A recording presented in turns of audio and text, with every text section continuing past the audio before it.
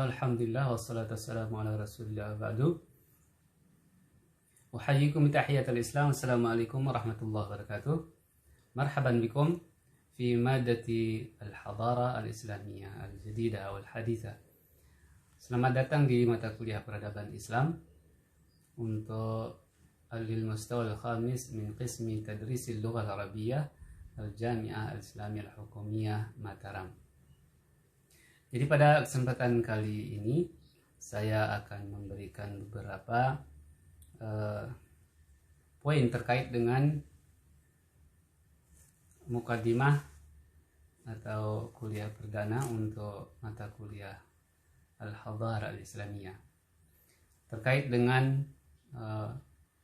cakupan dan batasan apa saja yang bisa kita diskusikan atau yang masuk dalam diskusi mengenai Al-Hadharah Al-Islamiyah.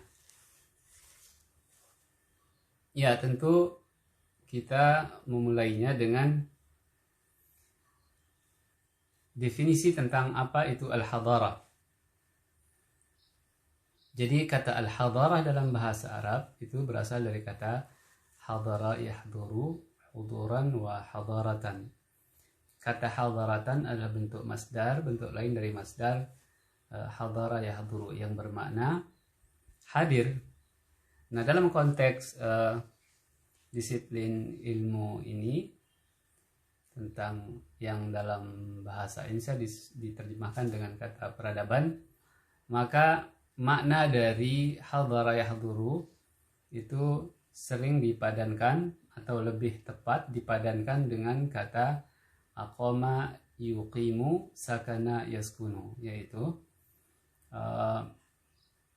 bertempat tinggal atau berdiam, berdomisili. Itu makna hadara di sini, bukan berarti hadir. Hadir yang kita gunakan dalam percakapan sehari-hari itu sudah betul, tapi dalam konteks ini kata hadara artinya adalah bermukim. Jadi kata al-hadarah ada beberapa bahasa lain yang ada padanannya yang bermakna mirip meski tidak sama 100% tentunya. Misalnya dalam bahasa Latin itu nanti menurunkan bahasa Eropa Barat ya, seperti Inggris, Jerman, Belanda dan seterusnya. Jadi dalam bahasa Latin dikenal istilah civilization. Civis atau civitas itu kota, civilis ya, civilis bukan civilis. Civilis itu penduduk kota, penduduknya. Sedangkan civis artinya tempatnya, civitas itu lokasi dalam kota sebenarnya makna arti dari kata civitas. Kemudian dalam kita misalnya dalam bahasa Indonesia kita mengenal kata peradaban. Arti peradaban dalam kamus bahasa besar Indonesia itu artinya kemajuan. Ya, peradaban berasal dari bahasa Arab juga. Adabun. Adab dalam bahasa Arab itu memiliki dua makna. Adab dalam arti sopan santun, tapi sebenarnya makna awal dari kata adab adalah kesusastraan ya, sastra. Al-adab bisa bermakna al-adah, kebiasaan, sopan santun seperti yang kita kenal ya, makna adab dalam bahasa Indonesia. Adab juga berarti sastra. Nah, makna yang kedua adalah dari kata peradaban hal-hal yang terkait menyangkut sopan santun seperti yang kita utarakan tadi. Jadi terkait dengan hal-hal yang bersifat maknawi, keilmuan, kecerdasan, kebudayaan yang lahir dari spirit, dari batin. Yang kedua adalah makna yang bisa di indera seperti adat, sopan santun, budi bahasa dan seterusnya. Makanya sastra itu masuk dalam makna adab atau dengan kata lain adab masuk dalam salah satu makna bermakna sastra, karena memang dalam sastra itu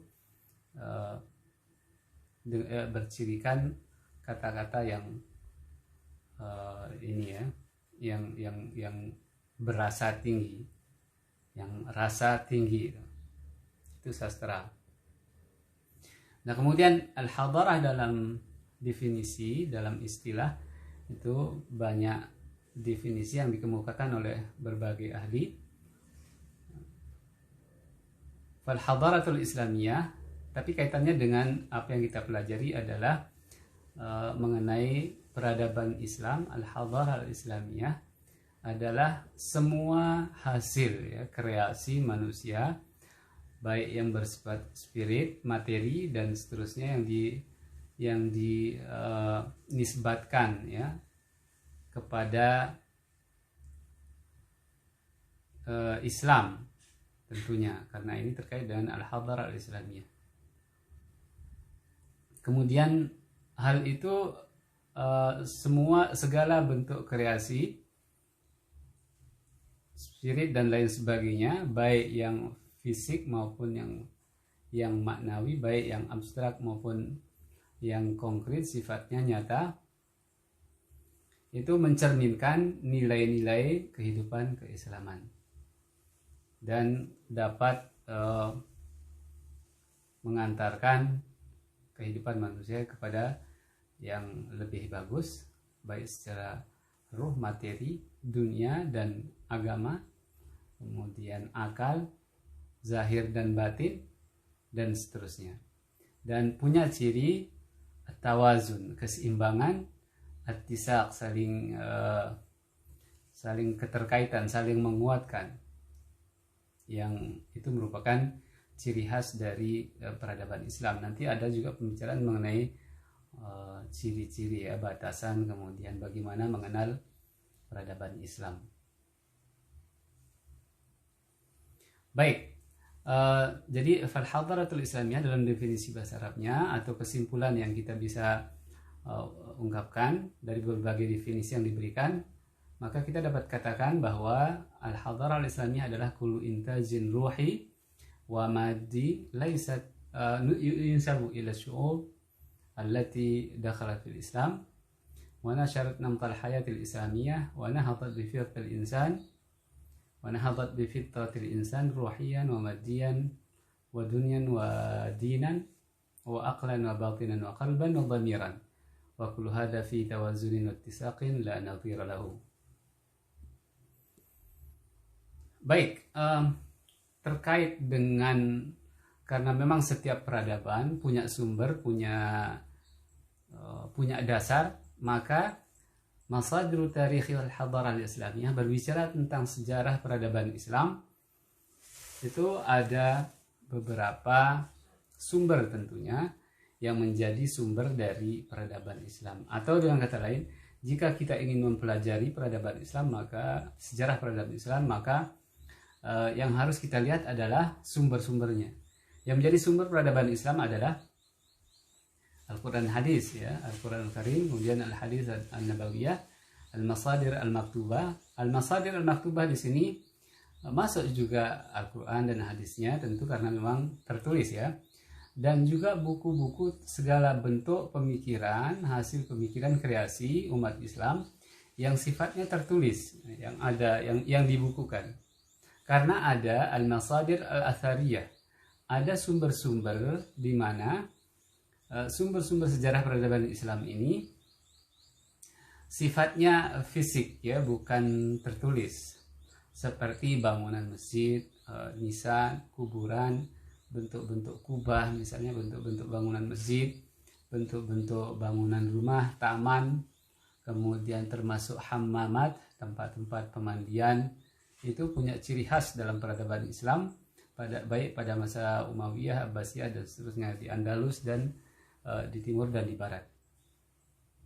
Itu terkait dengan al-masadir al-athariyah. Jadi al-masadir al-athariyah adalah sumber-sumber yang terkait dengan bentuk fisik luar dari hasil kreasi umat manusia yang memang kebetulan adalah komunitas muslim. Sedangkan al-masadir al-maktubah adalah segala macam sumber terkait dengan hasil pemikiran kreasi manusia muslim yang tertulis dalam buku. Tentunya selain itu yang utama adalah Al-Quran dan As-Sunnah. Al-hadarah wal madaniyah was thaqafah.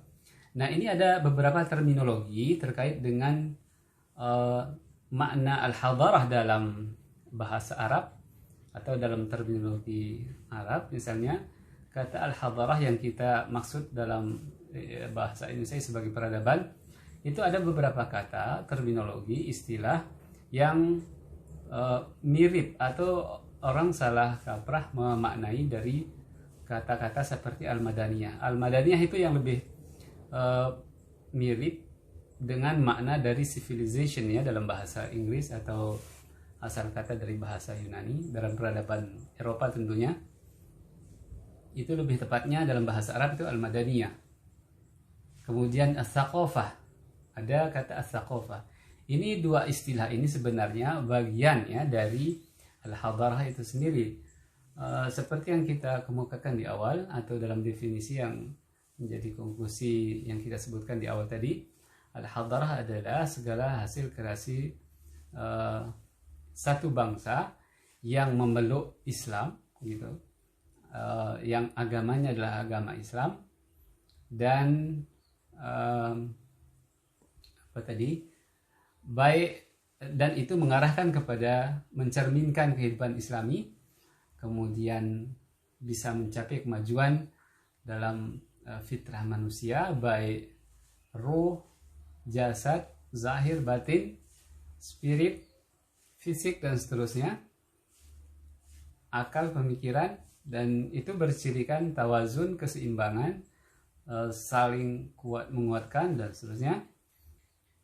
Itu yang menjadi ciri dari al-hadarah al-islamiyah. Kemudian untuk memahami al-hadarah lebih lengkap lagi, di mana ada kata al-madaniyah, di mana al-madaniyah itu diterjemahkan atau didefinisikan sebagai al-ashkal al-madiyah lil asya al-mahsusah. Jadi bentuk-bentuk fisik. Boleh kita bilang bahwa kata al-hadarah itu punya dua sisi makna. Sisi yang bersifat fisik, yaitu itulah yang disebut dengan istilah al-madaniyah, tamadun ya, al-madaniyah. Jadi segala bentuk materi ya fisik yang bisa kita yang bisa kita lihat, bisa kita rasakan langsung, mahsus, diraba, di indra gitu ya, di indra al-mahsusah. Allati yasna'uhal insan, yang diciptakan oleh manusia, hasil kreasi manusia. Seperti apa? Kawasailil mawsalat, seperti alat transportasi, wa adawatut tabakh, alat-alat masak, wal ajhizah, bentuk-bentuk barang dan lain sebagainya, wal jusur, bangunan jembatan, termasuk gedung, pokoknya segala bentuk fisik hasil kreasi dan cipta rasa manusia. Nah, terkait dengan as-thaqafah ini lebih bersifat kepada yang bersifat maknawi, yang tidak bisa diindra itu langsung, tapi kita bisa memahami karena bentuknya adalah konsep. As-thaqafah adalah al-ma'rifah, pengetahuan, allati tu'khadhu an tariqil ikhbar, yang watalaqi ya, wal istinbat, yang didapatkan melalui hasil kajian, riset, atau hasil talaqi, berguru dari satu generasi ke generasi berikutnya, atau dengan cara mempelajarinya, al-ikhbar. Di sini masuk kata at-tarbiyah ya, transfer nilai, transfer knowledge. Itu makna dari thaqafah.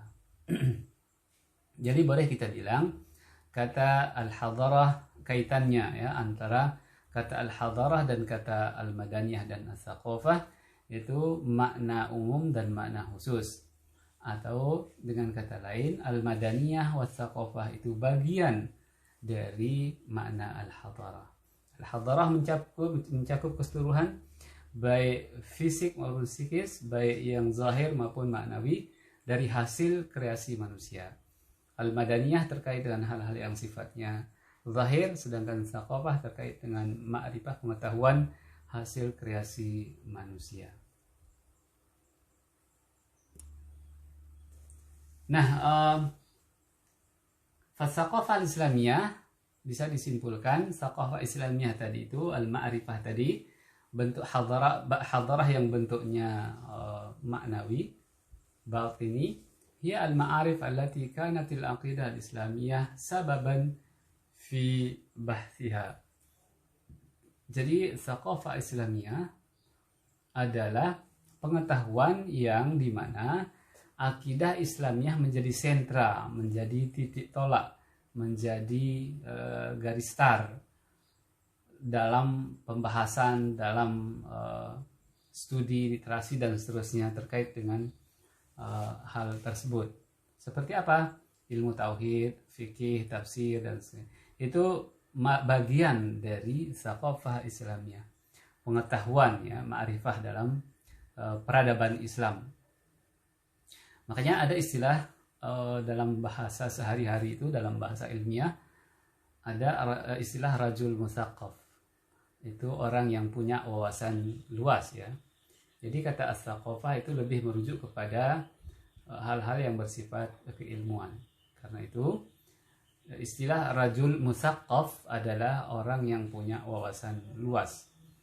Ya, dia tahu banyak hal meskipun mungkin bersifat umum ya, tapi dia punya spesifikasi keilmuan tertentu. Itu rajul mutsaqaf. Nah, kaitan atau korelasi antara hadarah dan madaniyah serta tsaqafah ini oleh Imaduddin ya Khalil itu dimaknai sebagai perpaduan ya antara al-madaniyah dan as-tsaqafah itu melahirkan al-hadarah. Al-madaniyah seperti yang kita ungkapkan adalah hal-hal terkait dengan bentuk fisik zahir yang nampak, yang bisa diindra dari segala bentuk kreasi pemikiran dan aktivitas manusia. Sedangkan tsaqafah adalah segala bentuk macam hasil kreasi, hasil upaya manusia yang bersifat ilmu pengetahuan.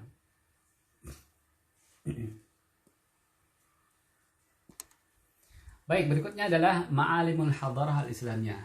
Tadi di definisi mengenai al-hadarah al-islamiyah, peradaban Islam, kita sudah menyinggung terkait dengan batasan, cakupan dan seterusnya. Nah, ma'alimul hadarah al-islamiyah itu, ma'alim itu dari kata ma'lam, tanda-tanda atau batasan-batasan. Di sini maknanya adalah jika kita ingin mengetahui mengenai hadarah islamiyah, maka hal-hal yang menjadi batasan, tolak ukur untuk kita pelajari guna mengetahui peradaban Islam adalah dengan mempelajari hadaratul dual islamiyah. Ini terkait dengan periodisasi barangkali ya. Periodisasi atau baik periodisasi maksudnya adalah dari perkembangan awal, kemudian pertengahan sampai masa-masa berikutnya dari peradaban Islam. Atau ada kategorisasi yang lain terkait dengan apakah peradaban itu murni muncul dari masyarakat muslim atau bukan. Kemudian ada pula pengaruh dari peradaban-peradaban sebelum Islam ya, pra-Islam. Karena itu ada istilah al-hadarah al-qadimah.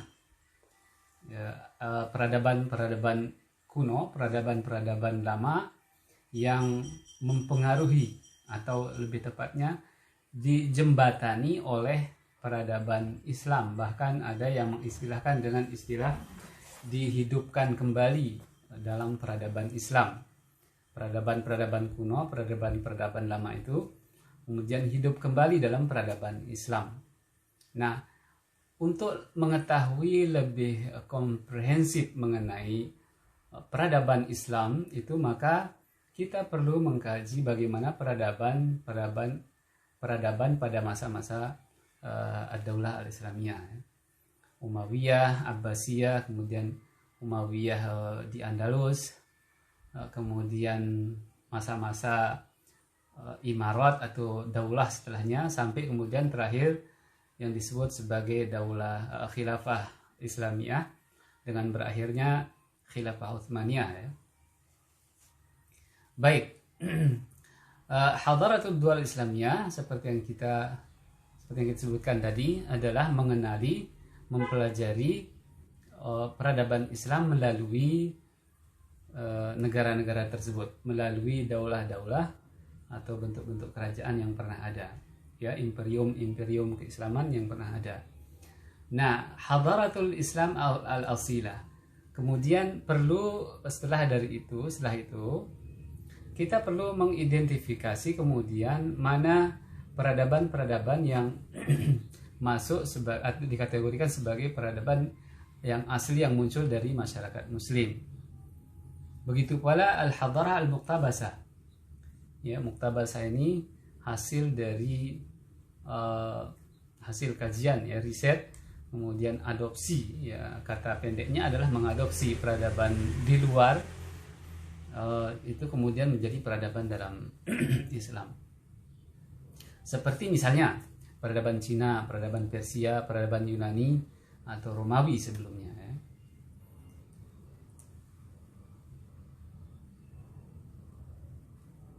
Baik, al-hadarat al-qadimah al-mu'athirah fil hadarah al-islamiyah. Jadi ini sepintas yang kita bisa pelajari dan diskusikan dalam diskusi-diskusi kita terkait dengan peradaban Islam adalah peradaban-peradaban yang punya andil, punya peran atau punya pengaruh dalam perkembangan, dalam munculnya peradaban Islam, kemudian bahkan juga dalam perkembangan berikutnya sampai kemudian mencapai qimahnya, ya, top dari teratas dari sistem peradaban Islam itu sendiri. Misalnya ada disebutkan at-ta'thir al-Farisi, ya. Farisi itu Persia, Iran sekarang. Itu Iran pernah setelah Alexandria itu pernah Alexander Agung, ya, the Great, itu pernah menguasai daratan Asia Barat sampai kemudian ke wilayah Eropa. Itu at-ta'thir al-Farisi, al-adab.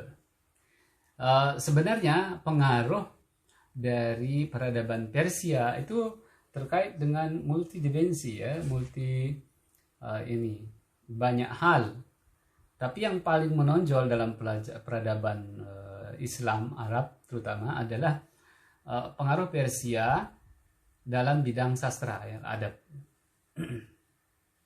Nah, kemudian at-ta'thir al-Yunani yang kedua disebutkan adalah pengaruh dari peradaban Yunani, ya, sebelumnya yang sangat kuno, itu yang ada di benua Eropa.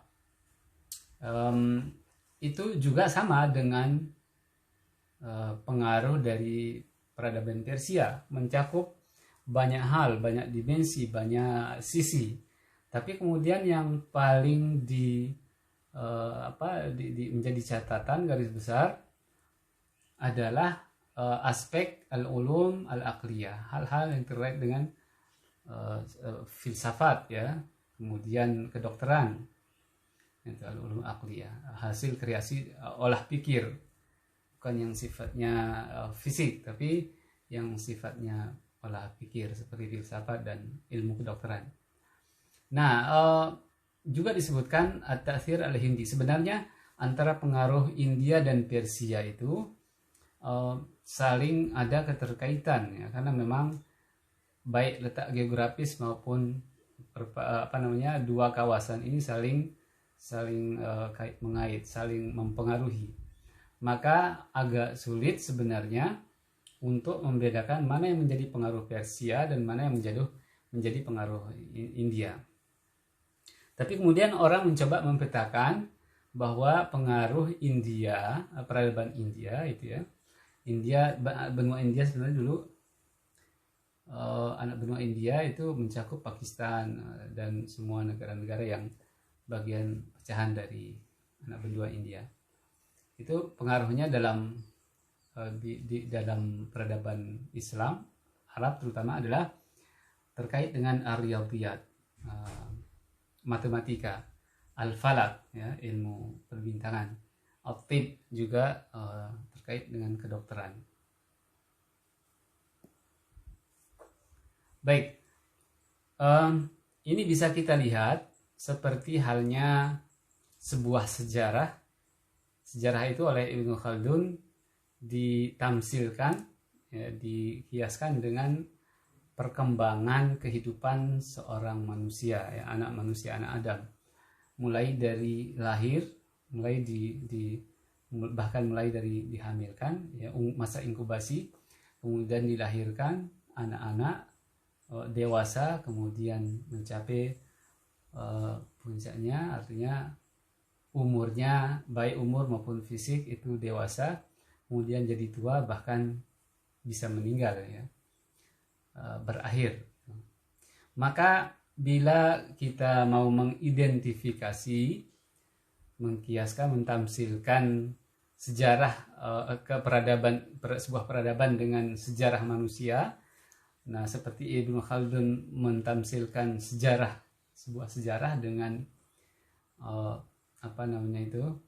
manusia, maka yang bisa kita katakan terkait dengan peradaban adalah peradaban Islam tentunya adalah ada masa an-naql wa tarjamah. Ini barangkali masa kelahiran, ya, masa menukil, ya, mengadopsi langsung, mengambil langsung apa adanya, wa tarjamah, dengan menerjemahkan berbagai buku baik di timur, ya, Persia, India dan seterusnya, tadi itu Cina dan kawasan Asia Timur lainnya, maupun kawasan barat seperti Yunani, Romawi, ya, semua itu diterjemahkan pada masa-masa baik di awal walaupun tidak dikenal, misalnya masa Umayyah, dan mencapai puncaknya pada masa Abbasiyah.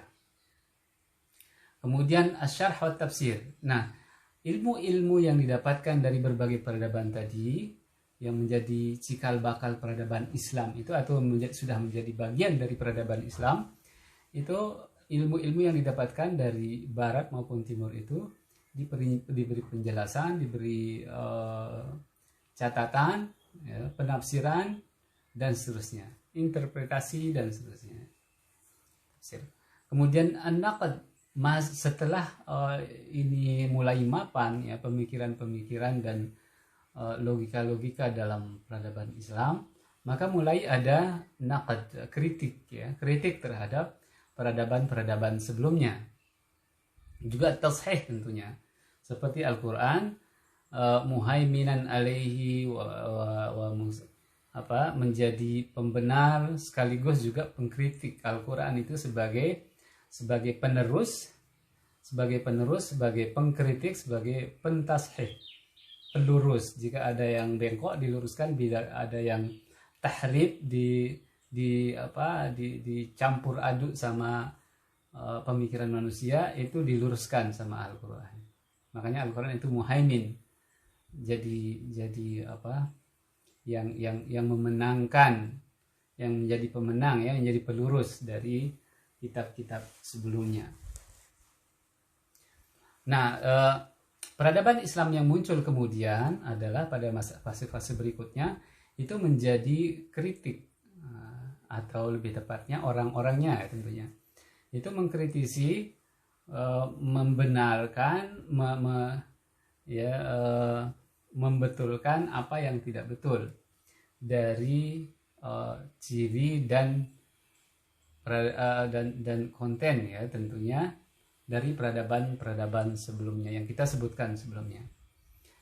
Nah, setelah itu kemudian muncul tentunya al-idhafah wal ibtikar.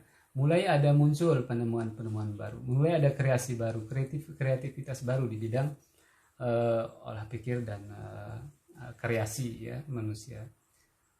Itu menjadi puncak dari peradaban Islam. Jadi itu ada fase-fase di mana peradaban Islam yang kita kenal, yang panjang dan lama dan luas, itu adalah ada fase awal, fase terjemahan, fase melihat apa adanya, kemudian mengambil apa adanya, kemudian ada fase pensyarah, interpretasi, ada fase kritik dan pembenaran, ya, pelurusan, ada fase menambahkan, ya, dan berkreasi tentunya. Kita ambil misalnya dalam teori-teori kesusastraan, misalnya seseorang yang menjadi penyair besar, dia tidak akan menjadi seorang penyair besar kecuali melalui fase-fase. Taruhlah Rendra misalnya, atau siapa yang Madura, Pak Yai Madura. Jadi ketika awal ada fase imitasi, mencontoh,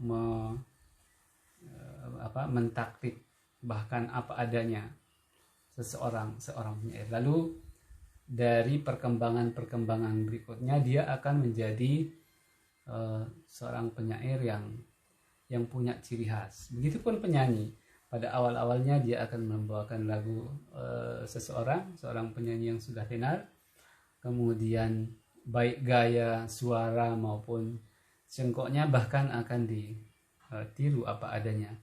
Lalu ketika dia menjadi seorang penyanyi yang sudah mapan, dia bahkan bisa menciptakan lagu, bisa berkreasi sendiri dan seterusnya. Ya, itu mirip-mirip dengan perkembangan dari peradaban Islam sebagai tamsil, ya, sebagai analogi.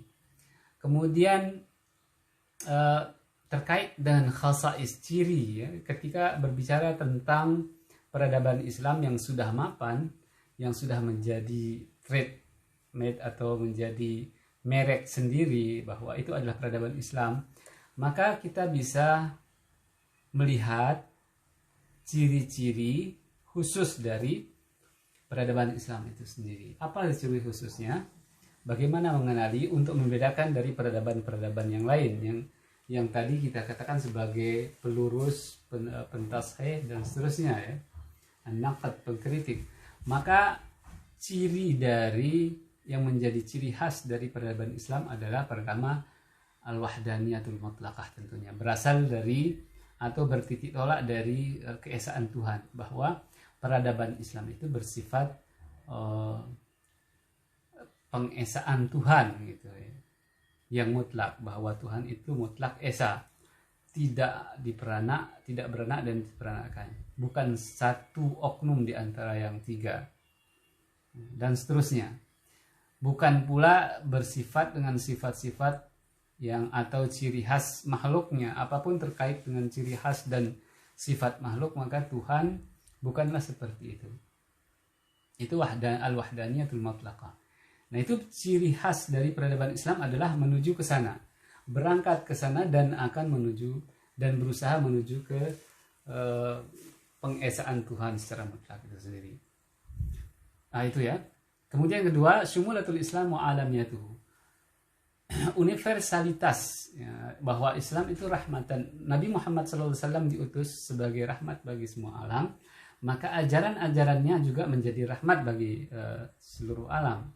Nah, peradaban yang muncul dari masyarakat Muslim, ya, komunitas Muslim itu mengarah ke sana, bahwa peradaban itu mengayomi, melindungi dan seterusnya terkait dengan misalnya hubungan manusia dengan manusia lainnya yang baik yang seagama maupun tidak seagama. Kemudian hubungan manusia dengan makhluk lainnya, hubungan manusia dengan alam sekitarnya, itu ada ciri khas bisa kita temukan dalam peradaban Islam, karena sifat Islam itu sendiri yang universal, ya. Jadi karena Islam bersifat universal, maka peradaban Muslim juga sifatnya adalah universal. Kemudian al-hathu alal ilmi. Nah, ciri dari peradaban Islam adalah tingginya atau posisi keilmuan itu yang sangat tinggi, ya. Begitu mendapatkan tempat yang ini, karena innama yakhshallah min ibadihil ulama misalnya, yang benar-benar takut dan tahu bagaimana hubungan antara manusia dengan Tuhan itu adalah para ulamanya gitu. Kemudian dalam bidang tauhid misalnya, orang-orang tauhid atau orang-orang yang mengkaji akidah itu selalu memulai dengan ungkapan fa'lam annahu la ilaha illallah. Ketahuilah di sini disuruh untuk menuntut ilmu dengan menggunakan akal pikiran. Jadi berilmu dulu baru kemudian Anda akan tahu bahwa Tuhan itu benar-benar esa.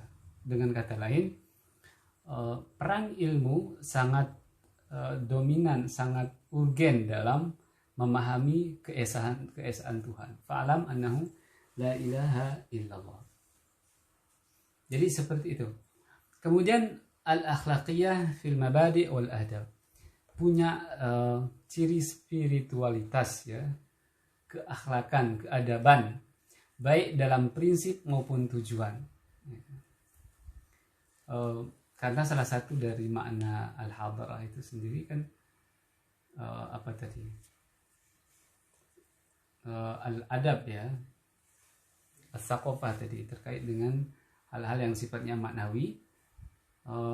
Itu menjadi ciri khas dari peradaban Islam dalam prinsip-prinsip membangun peradaban itu sendiri atau tujuan akhir dari peradaban itu sendiri.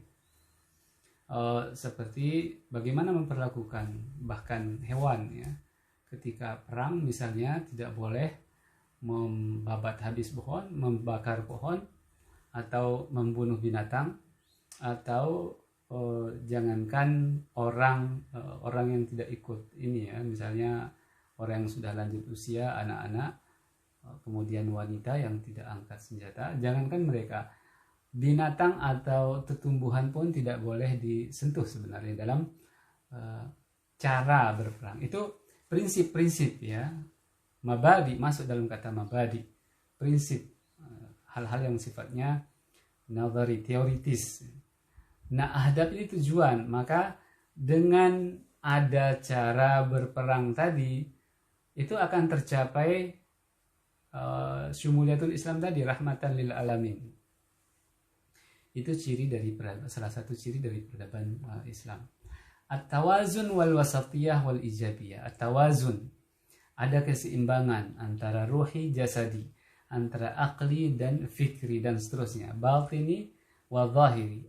Selalu ada keseimbangan antara, jadi tidak boleh terlalu ke kanan, tidak boleh terlalu ke kiri, harus wasatiyah. Itu wasatiyah artinya juga adalah keseimbangan sebenarnya. At-tawazun itu seperti ibaratnya seperti timbangan, harus seimbang. Al-wasatiyah itu berjalan di tengah, lurus ya. Wal ijabiyah selalu hal-hal terkait dengan hal-hal yang positivistik ya, positif. Nah, terakhir adalah yang menjadi bagian dari ciri khasail hadarah al-islamiyah adalah at-tasamuh ad-dini. Ini yang tidak sebenarnya orang Islam tidak diajarkan ya, tentang toleransi beragama. Itu sudah punya pakem, sudah punya dasar sendiri. Khasais menjadi bagian dari ciri khas dari peradaban Islam. Jadi la ikraha fiddin dan seterusnya, tidak boleh memaksa, tidak boleh dengan kekerasan, tidak boleh apapun terkait dengan agama dan keyakinan orang lain. Itu at-tasamuh ad-dini menjadi salah satu ciri khas yang menonjol dalam peradaban Islam. Baik, saya kira itu yang menjadi akhir dari diskusi kita kali ini.